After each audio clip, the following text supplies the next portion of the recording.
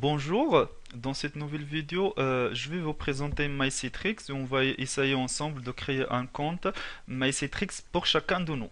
Voilà. Donc, du coup, je vais commencer déjà par vous présenter MyCitrix. Après, on passe à la création et après, je vais faire un petit tour sur MyCitrix.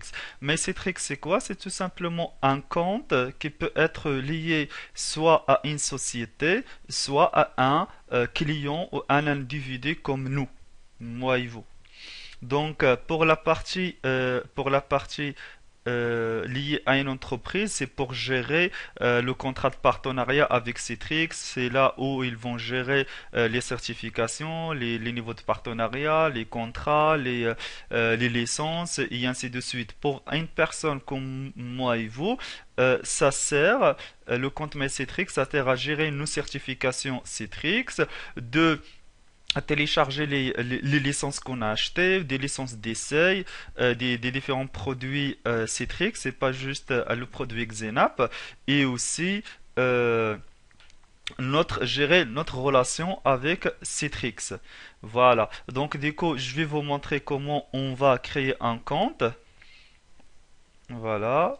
Tout simplement, il faut partir sur mycitrix.com. Voilà, partir sur mycitrix.com. Après, tout en bas, vous cliquez sur My Citrix. Et après, ici, vous avez Forgot your password ou pour le mot de passe oublié. Ça, c'est créer un compte pour une personne. Et ça, c'est créer un compte pour un partenaire. Donc, du coup, c'est la partie qui nous concerne. Et après, ici, on a un petit formulaire qu'il faut remplir. Voilà. Donc, ça, c'est la langue. On va choisir le français. Voilà. Pour l'adresse email, je vais faire citrix@alform.com. Le prénom Hamid, arabazon. Voilà, société Alform. L'adresse, c'est ça, rue n'importe quoi. France, Paris, Paris même, le 13e. Voilà. Le téléphone, l'indicatif, le téléphone, ça sera quoi? C'est pas grave, ça sera comme ça, comme ça, comme ça, comme ça, et comme ça s'ils veulent bien le prendre. Donc je vais faire continuer, voilà. Il va me poser une petite question, je prends n'importe, c'est pas grave, c'est juste un test. Voilà. Là, je vais prendre un identifiant, donc ça sera Citrix Alform. Mot de passe, en fait, il doit contenir ces chiffres majuscules et un symbole. Donc, ce que je vais faire, je fais password tout simplement. Voilà, je fais continuer. Voilà, le système traite actuellement votre demande. Je patiente, il n'y a pas de souci, je suis patient. Voilà, et donc, dès que là, il nous dit, venez ici, créer et loguez-vous si vous voulez. Donc, je vais faire Citrix Alform, password. Voilà. Et là, il va me dire Access to my Citrix is denied. C'est tout simplement, en fait, là, c'est la politique. Là, ils vont dire que la politique de votre pays ne permet pas de créer. Donc, du coup, ça, j'ai fait exprès pour vous montrer à quelqu'un de nouveau que vous pouvez avoir ce message. Moi, je n'ai pas vraiment réussi. J'ai contacté le support et tout et tout. Je n'ai pas réussi à avoir ça. La solution, c'était tout simplement de contacter quelqu'un pour me créer un compte ici.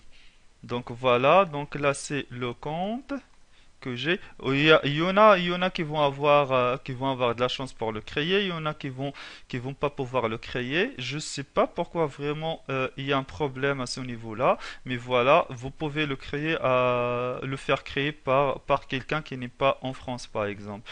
Donc voilà, donc là moi j'ai demandé à quelqu'un, donc je vais me loguer. Et là, c'est là qu'on a un certain nombre de liens. Voilà, par exemple, ici, afficher les contrats qu'on a en cours, les enregistrements de programmes comme avantage, par exemple, gérer les licences, c'est là qu'on va gérer nos licences. Voilà. Donc ça, c'est la présentation. Je peux afficher les licences que j'ai.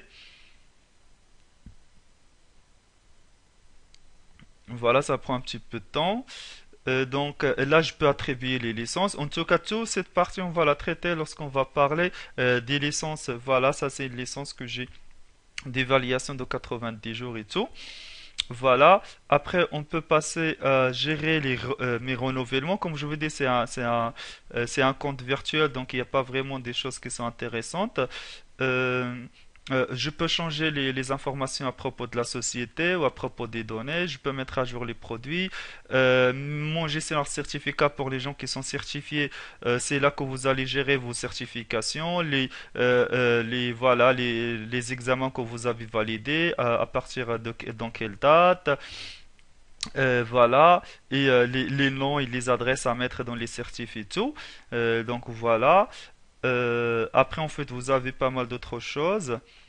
Donc, ce qui m'intéresse, moi, c'est la partie gérer les licences qu'on va voir après afin de pouvoir débloquer les versions d'évaluation aussi pour vous montrer comment on fait tout le processus de licensing ou de la gestion de licence sur Citrix en général et particulièrement Xenap.